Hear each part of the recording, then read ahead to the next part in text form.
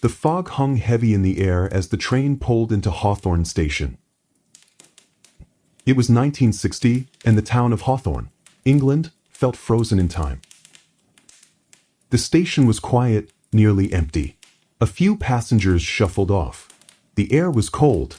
It bit my skin despite the heavy wool coat I wore. It was late evening, and the dim glow of the station lights barely cut through the fog. I stepped off the train, suitcase in hand, and caught a glimpse of a faded street sign in the distance. Thornbridge Road. That was my destination. The Pope himself had summoned me here, an urgency in his voice. I was Father Matteo Salvi, called to Hawthorne not just for a routine investigation, but, well, you shall know it. The town was quiet. The gas lamps lining the streets flickered and hummed, casting pools of yellow light across the sidewalks, which were slick from the recent rain. The cars on the road were typical for the time, boxy, with chrome bumpers and shiny paint jobs. A few men, dressed in sharp suits, passed me, their hats tilted low. Their posture was stiff, the kind of movement that only came from someone trying too hard to appear unaffected. The women, meanwhile, wore elegant, knee-length dresses, their stockings seamed and their heels clicking sharply against the cobblestones.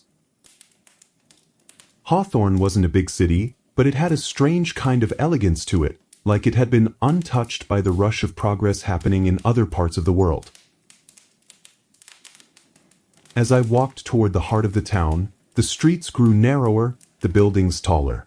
Old brick hotels with iron railings on the windows gave the town an antique air. The streetlights, though dim, made the whole place look like a scene from a black and white film. You could almost hear the faint hum of a jazz tune drifting from somewhere behind one of the closed windows.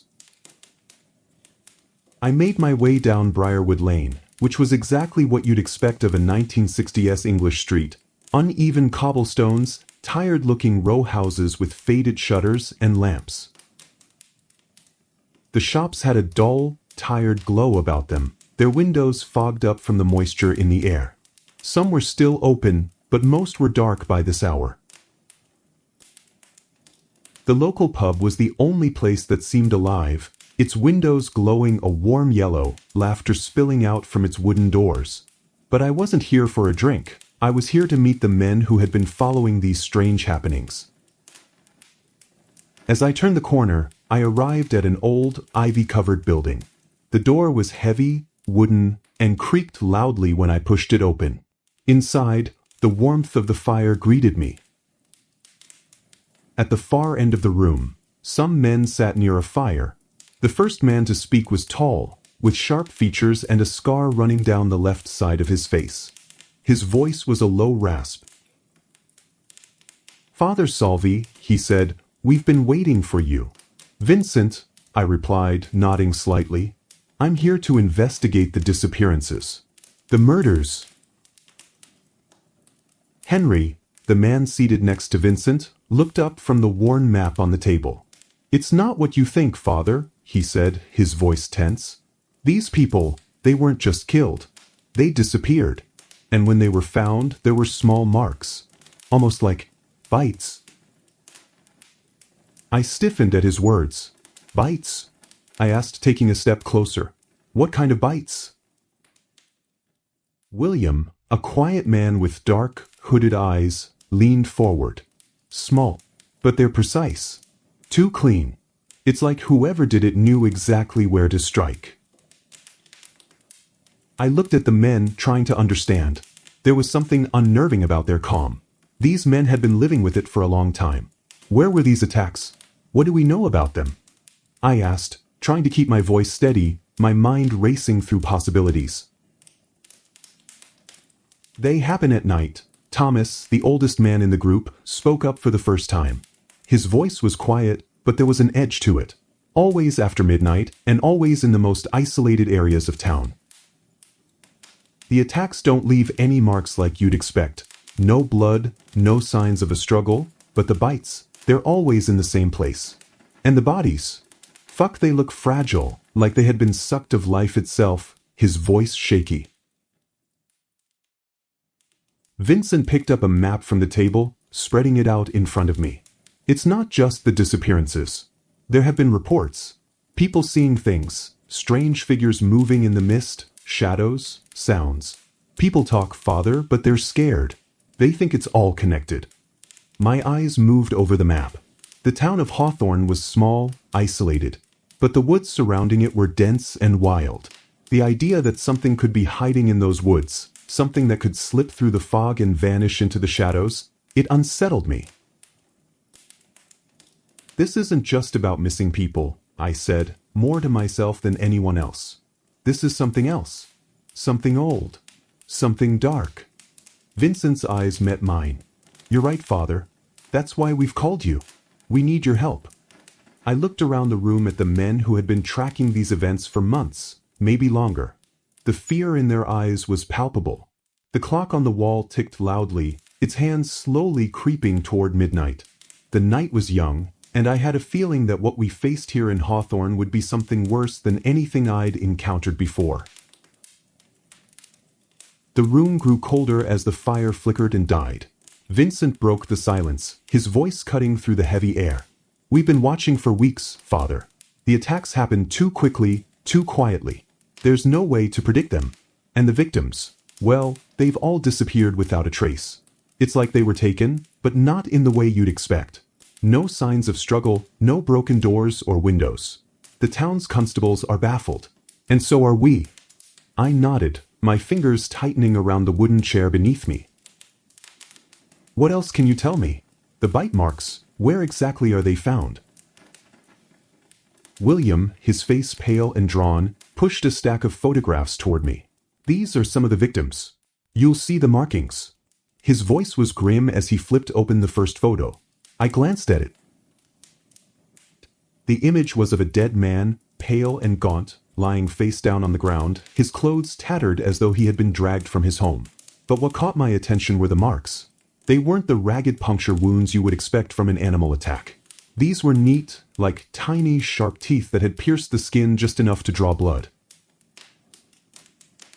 This wasn't the work of any animal, I muttered under my breath, my mind already reaching for the words I dreaded. These are too controlled, too clean. I stood up, walking to the window, looking out at the dim glow of the streetlights. The town was silent now, almost unnervingly so. No voices, no sounds. Just the distant hum of the wind, the faint crackling of the fire, and the rustle of leaves in the trees. We don't know who or what this thing is, I said, turning back to face the men. But one thing's for sure, this is no ordinary predator. Vincent's eyes narrowed as he leaned forward.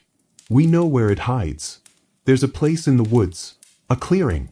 We've seen shadows moving there. The woods? I asked. How do you know it's there? Henry answered me, there are local legends.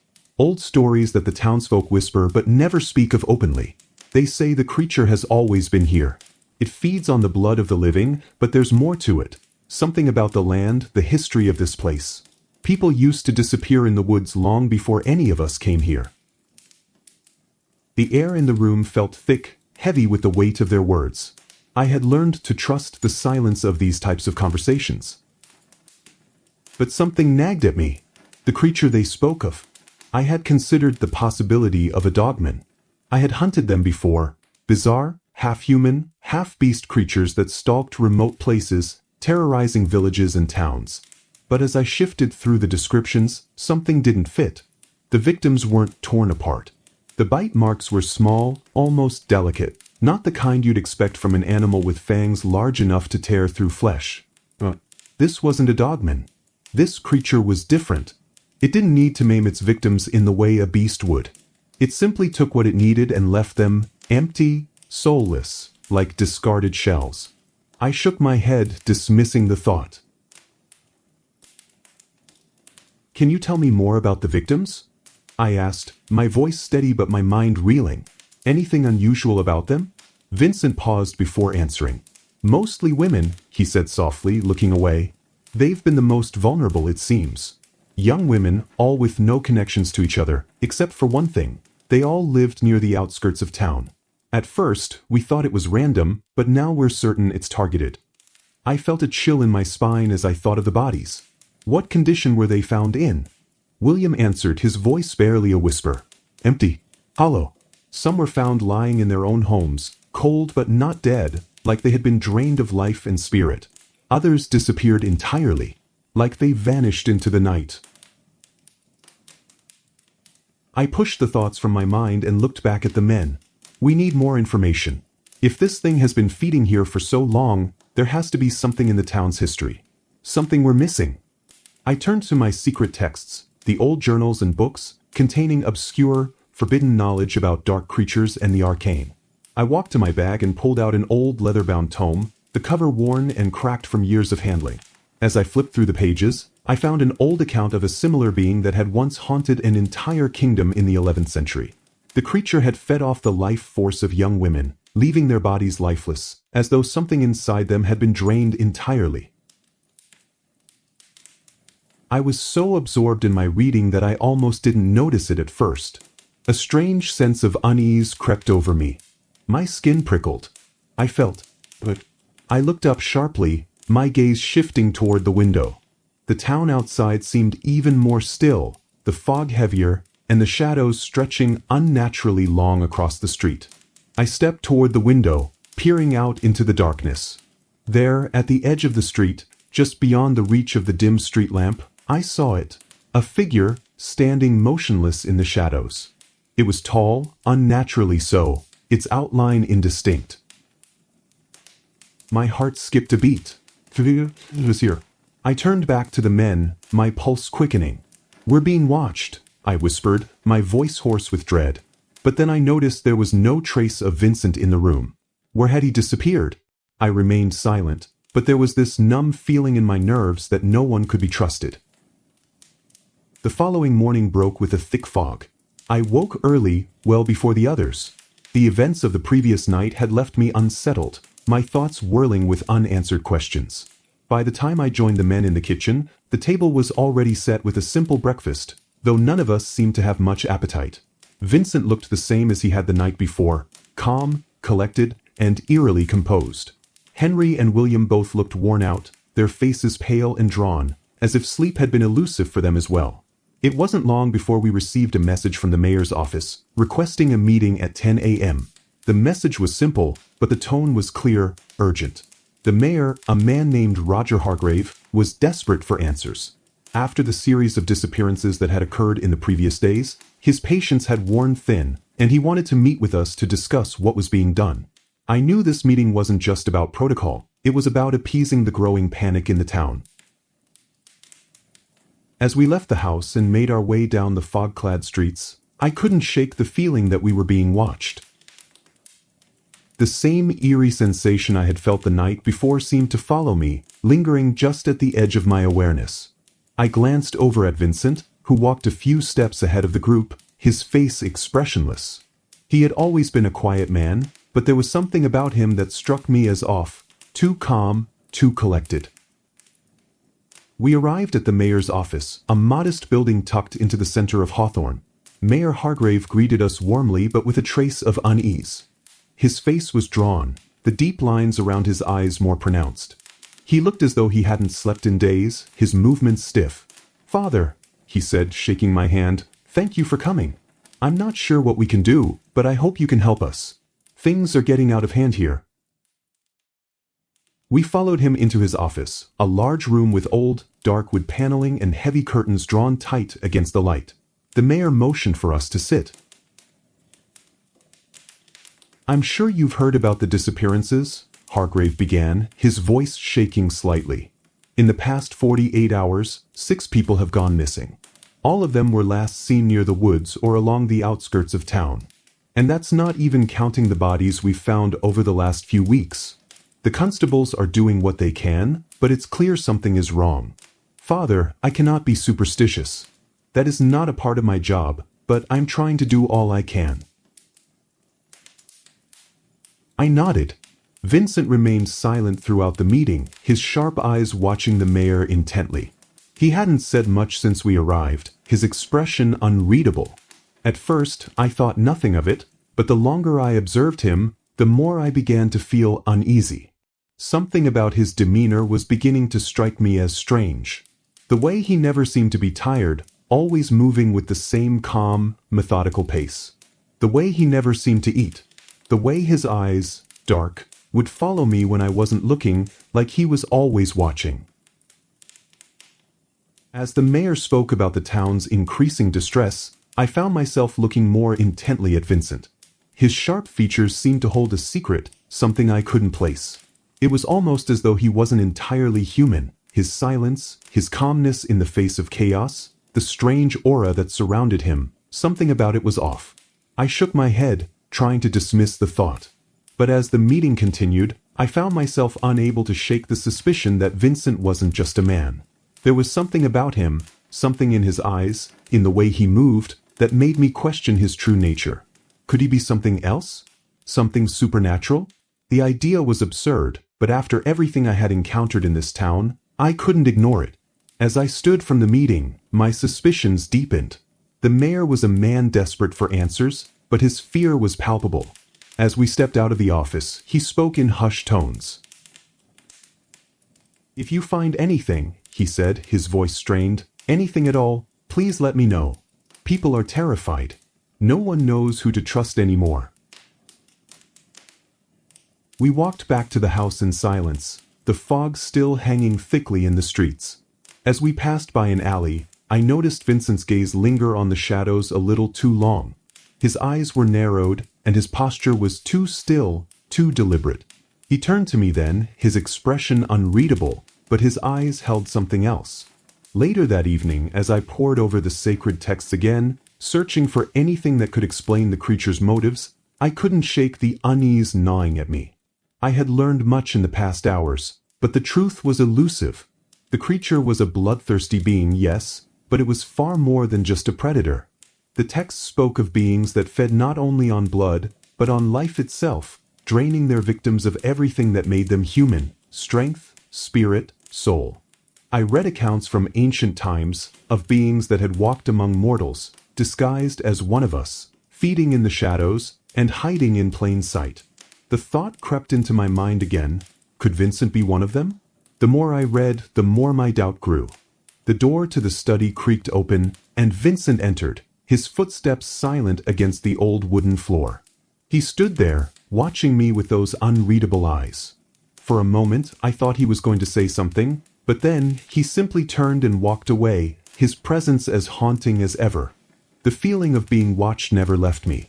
The creature was not the only thing lurking in the shadows of Hawthorne. I prayed during the day, holding the cross strongly, firm to the heart, seeking for answers. The night crept in, pressing against me as I gripped the cold, worn handle of my Smith & Wesson Model 10. The revolver felt like an old companion, its polished steel reflecting the dim light. A 1960 classic.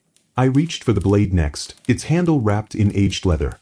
The K-Bar 1217, a 7-inch fixed-blade knife, its edge as sharp as my focus now. Cross in one hand, Bible in the other, I steeled myself. The streets of Hawthorne were narrow, cobblestone paths. Windows, dark and vacant, stared out, and the only sounds were the occasional distant creak of a door, the rustling of leaves in the wind, and the muted steps of my own boots as I walked through the mist. I had always found solace in the quiet of the night, but tonight was different. As I roamed the empty roads, I passed familiar places. The old pub, its windows reflecting nothing but darkness. The small market square, now silent, its storefronts covered in layers of dust, and the alleyways where the shadows seemed to grow thicker with each step I took. But the real unease began when I saw Vincent. He was walking at a deliberate pace, his silhouette cutting through the fog, heading toward the church. It was odd. But to my surprise, someone else was following him. It was the mayor. Mayor Roger Hargrave, the man I had spoken to earlier in the day. He wasn't walking in the way I expected. He wasn't moving with the stiff, nervous manner I'd noticed in the office. No, he was moving with a strange fluidity, almost as if he were gliding. I tried to stay hidden, keeping my distance, as I followed them both. They were heading toward the church, an old, stone building with a tall steeple, rising above the fog like a beacon. As Vincent approached the doors, the mayor was still behind him, moving closer now, his body barely casting a shadow against the foggy street. I couldn't explain it, but the whole scene was unsettling. I took a deep breath and moved closer, just out of view, but close enough to see the church's doors slowly creak open. Vincent stepped inside, his head bowed slightly as if in prayer. But as I peered into the darkness, I saw the mayor linger by the entrance for a moment, his eyes scanning the street. The fog seemed to wrap around him, and then, swiftly, he entered the church as well. I stepped forward, my breath shallow, and slowly, I pushed the church doors open. The church was dimly lit by the faint glow of candles placed haphazardly along the pews. Shadows clung to every corner.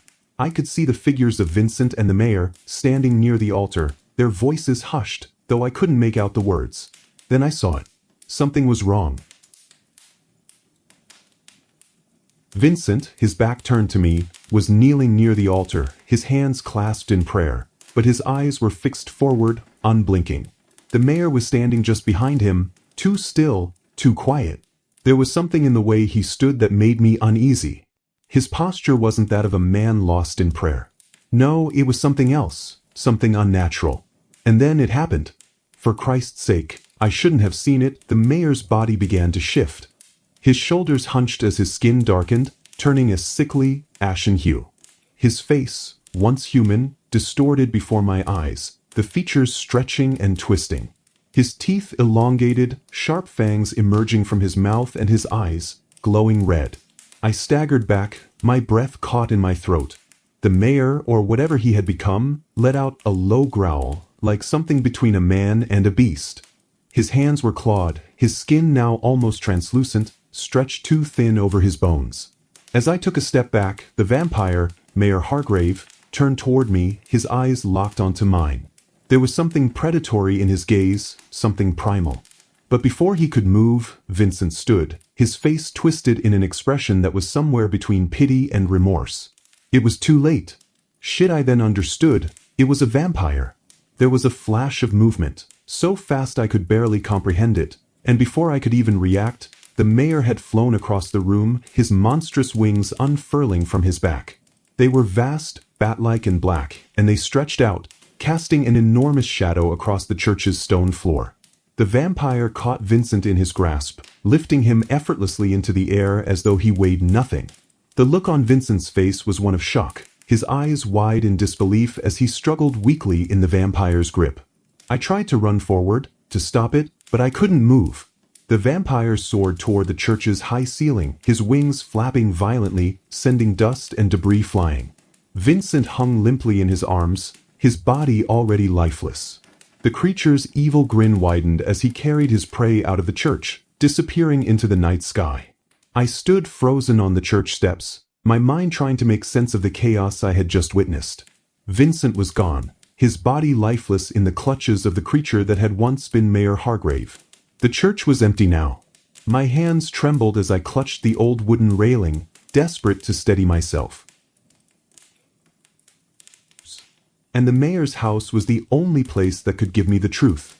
The house stood at the corner of a long, winding lane among some old trees. It was an imposing structure, a grand mansion.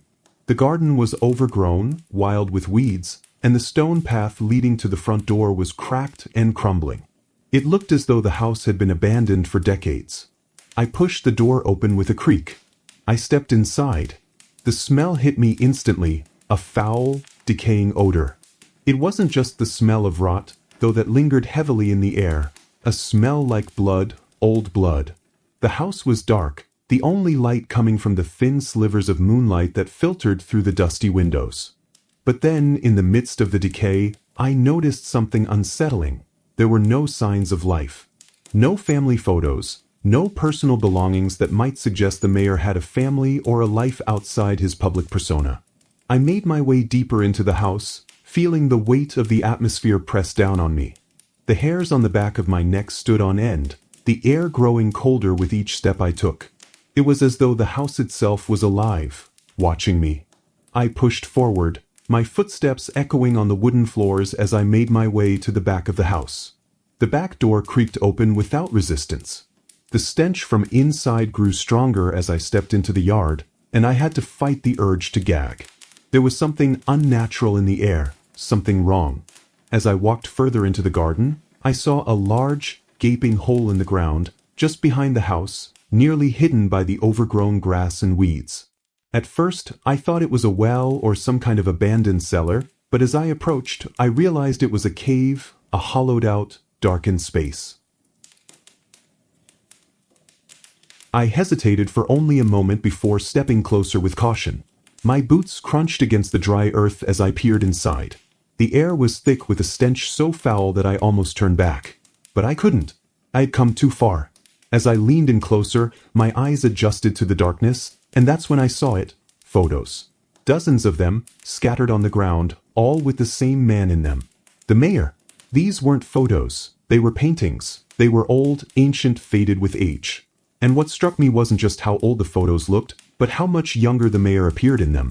There were other paintings too. Photographs of strange, older buildings and crypts, graveyards that looked nothing like the ones I had seen in England. And scattered among these images were others, darker, more disturbing. Pictures of what appeared to be rituals, strange symbols and pentagrams, people gathered around an altar, and always, at the center, was the mayor, his eyes glowing. A shiver ran down my spine as I realized the truth. The mayor had been alive for hundreds of years. I knelt beside the cave and reached down into the loose soil, my fingers trembling as I dug into the damp earth. I pulled harder, feeling the resistance of the soil as the object slowly emerged. A coffin. It was an old wooden box, weathered and decayed by the passage of time, its edges cracked and splintered. I pushed harder. And then, with a sudden, sickening groan, the lid cracked open. Inside, the mayor's lifeless body lay in repose. I couldn't believe what I was seeing. There he was, Mayor Hargrave did. His body was pale, almost ashen, his skin thin and translucent, stretched tightly over the bones. It was then that I understood. The mayor hadn't returned from death. He had never left. He was never truly alive. He had risen from the grave. I had barely set foot outside the cave when I saw it. The beast let out a shriek, a sound so shrill it pierced the silence like a blade. And before I could even think, it lunged. Instinct kicked in. I dove left, narrowly missing its claws as they tore through the air where I'd been standing. My hand went to my side, grabbing the Winchester revolver. My body was trained and honed. In the matter of that split second, I raised the pistol and fired. The bullet hit the creature square in its right shoulder. A sickening crack filled the air, followed by a roar of pain. It staggered back, but only for a moment. I spun on my heel and bolted for the nearest window, my boots pounding against the stone path. The creature hissed, its claws scraping the earth as it charged after me. Just as I reached the window, it lunged again. Its claws raked across my back, ripping through the fabric of my jacket with a wet tear. Without hesitation, I jumped through the window, glass and old wood splinters exploding. I felt the sting of shards cutting into my skin, but there was no time to worry. My body rolled to absorb the impact as I hit the ground outside, the earth firm beneath me. I sprang to my feet and whipped around, my pistol aimed squarely at the beast. Midair, it was already diving at me again. I fired twice, right into its head. The shot struck with perfect accuracy. The creature let out a shriek of fury and pain. It stumbled to the ground. I didn't wait around to see what it would do next. I took off running, not looking back. The clock tower in the distance tolled in the night, a sharp reminder of the hour. It was midnight. I ran straight for my car, my legs driven by pure adrenaline. I gripped the steering wheel, my knuckles white, eyes scanning the dark road ahead. The car, a Ford Mustang fastback, the engine growling under the pressure of my foot, roared along the narrow, twisting roads of the English countryside. The headlights cut through the dense fog. I didn't dare glance back. I couldn't afford to. But I could feel it. I swallowed hard. This was no ordinary beast. No ghostly apparition or paranormal entity I could cleanse with salt or fire. I had faced monsters before. I pushed the Mustang harder. But as I accelerated into a sharp bend, the sound of flapping wings filled the air. I glanced at the rearview mirror. In the distance, the creature's outline flickered, its massive wings blotting out the sky. It was following me with a purpose, as though it had already decided that I was its next victim. The adrenaline was starting to blur my senses, the noise around me becoming a maddening roar. I gripped the wheel tighter, knuckles aching, the muscles in my legs burning from the effort. Suddenly there was a violent screech as the creature lunged at the car, its claws raking across the top of the Mustang. The sound of metal being ripped apart, I had barely enough time to register the attack before it was on me again. Its claws scraped against the window and then, thud, it landed on the hood with a force that shook the entire car. I slammed on the brakes instinctively, the car screeching to a halt. I could hear the thing moving, scraping, clawing. This is it. It's going to pull me out. I didn't think. I just reacted. I swung open the door and threw myself out of the car. The impact with the ground was like hitting concrete. The Mustang veered off the road with a violent crash, plowing straight into the opposite side of the road against a stone wall. I scrambled to my feet, breath coming in ragged gasps as I reached for the revolvers at my side. Shit. I cursed under my breath. I wasn't ready for this. Before I could finish reloading, I heard the unmistakable flapping of wings again. Closer, much closer now. I didn't hesitate. I fired. The first shot rang out into the night, hitting the creature in its wing with a sharp crack. Its massive wings continued to beat the air, and it darted toward me with blinding speed. No time to think. I moved swiftly, firing again, hitting it square in the chest. Fast, too fast. The air around it grew thick with the sound of flapping wings, like a violent storm. It swooped low, trying to catch me in its claws. I jumped to the side, narrowly avoiding its grasp. It swung around for another pass, its wings cutting through the air. I fired again, hitting it in the wing. It was slowing down. I could see it in the way its wings beat less evenly, the way it was struggling to stay in the air.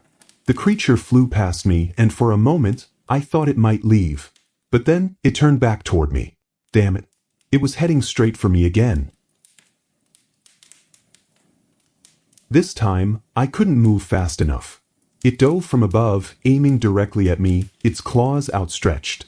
Its fangs gleaming in the moonlight. I braced myself, firing wildly into the night. The shots hit, but it wasn't enough to stop it. The creature closed the distance in an instant, its claws sinking deep into my neck. I gasped for air as I was lifted off the ground. I struggled against the beast's unholy grip. Its eyes glowed with delight as it lifted me higher into the air, my feet dangling inches above the ground. I reached for the last resort, the dagger I always kept on my waist belt. With a surge of effort, I managed to stab it into the creature's hand. It let out a sharp cry of pain, but its grip remained strong. I was seconds away from meeting my end when a shot rang out from the distance, striking the creature right between the eyes. It screeched in pain, releasing its grip on me. Blood poured from its eyes, dripping down its face as it flapped wildly to regain control. I hit the ground hard. The thing let out another anguished scream before it turned and fled into the night, vanishing into the black sky. I looked around, trying to process what had just happened. I lay on the ground, the raw stinging in my neck where the creature's claws had sunk in was unbearable, but the pain in my back, from the force of landing, was no better. My head throbbed from the near-death experience I'd just faced. Damn, I was lucky to be alive. I knew I had to get back on my feet, but the weight of the situation was starting to sink in. I was seconds away death, but something saved me. A bullet shot. Who was it? As I forced myself to push through the pain, I looked into the darkness, my eyes straining to pierce the shadows. Then, as if summoned from the very shadows themselves, I saw a figure. Tall, broad-shouldered. I froze, my instincts flaring, reaching for my pistol, only to see a face emerge from the gloom. John. The name barely escaped my lips, hoarse from exhaustion and the rawness in my throat. It was my younger brother. Stay tuned to this story. Many secrets are yet to be revealed.